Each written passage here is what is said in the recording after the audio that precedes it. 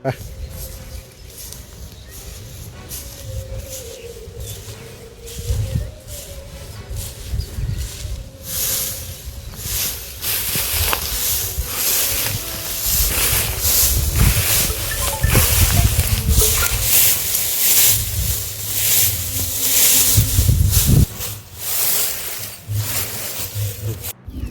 ಹೆಸರು ಭಾರ್ಗವ ಅಂತೇಳಿ, ಶಿಡ್ಲಘಟ್ಟ ತಾಲೂಕು, ಚಿಕ್ಕಬಳ್ಳಾಪುರ ಜಿಲ್ಲೆ, ಅಪ್ಪೇಗೌಡನಹಳ್ಳಿ ಗ್ರಾಮ.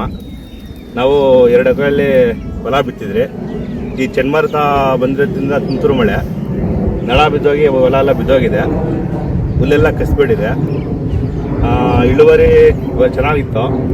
ಈಗ ಹೊಲ ಬಿದ್ದೋಗಿರೋ ಕಾರಣದಿಂದ ಹುಲ್ಲೆಲ್ಲ ಕಸಿರೋದ್ರಿಂದ ಈಗ ಹುಲ್ಗೂ ಇದಾಗ್ಬಿಟ್ಟು ತೊಂದರೆ ಆಗಿದೆ.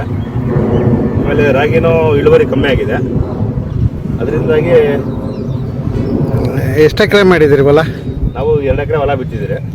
ಈಗ ಕಸ್ತೋಗಿದೆಯೋ ಹುಲ್ಲೆಲ್ಲ ಕಸ್ತೋಗ್ಬಿಟ್ಟಿದೆ, ಎಲ್ಲ ಸ್ಮೆಲ್ಲು. ಹಸುಗಳಿಗೆ ಹಾಕಿದ್ರು ಪ್ರಯೋಜನ ಇಲ್ಲ. ಇಳುವರಿ ಚೆನ್ನಾಗಿ ಬಂದಿತ್ತು.